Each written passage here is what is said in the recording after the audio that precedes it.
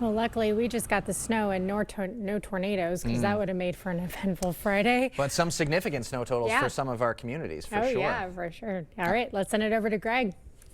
Yeah, definitely. With that band was always a tricky thing yesterday as it kind of inched further back to the northwest. By 10 p.m. it had gotten close to that 6 to 9 to La Crosse. And if you look at overall, to the right is the combination of all the reports and actually modeled information to give you an indication of where the heaviest snowfall was. And really that band was about 9 to 12 inches within that band. If you notice what we had, it was just a little bit further south than what it ended up with being. And areas like towards Richland County, which initially 2 days ago looked like they might be in that band, it pushed further to the northwest. But the sharp cutoff was there on both sides, but a substantial snowfall, much needed moisture too that we could use. So once again, a impactful system as we expected. Overall, as our temperatures should be climbing back up to almost the upper 30s. We're getting closer to the first part of March. We're not going to be anywhere close to that. We're going to be probably more into what we would expect average at the end of January too. So it is going to be cold conditions once again. Really that low that's been responsible now is pushed off to the east. It's not going to move much really over the next several days. It's going to sit there and rotate.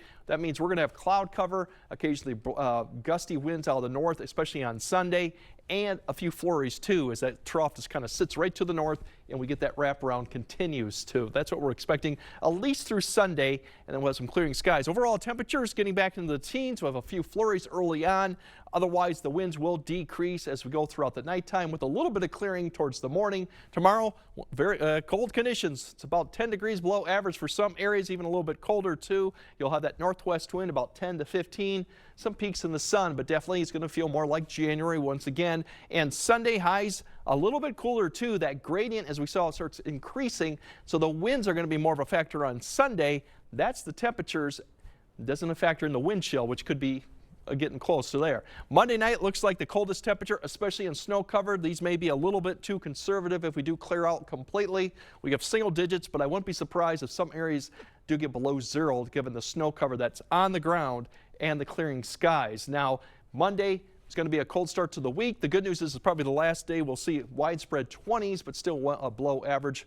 Tuesday, we're going to climb back up to mild conditions. Now, if you look at the wind chill factor, which will be a factor as we go into Sunday, you can see it's going to be a little bit below 0 for Sunday. That wind will be strong all day, so expect single digits below 0 wind chills going into Sunday night into Monday morning.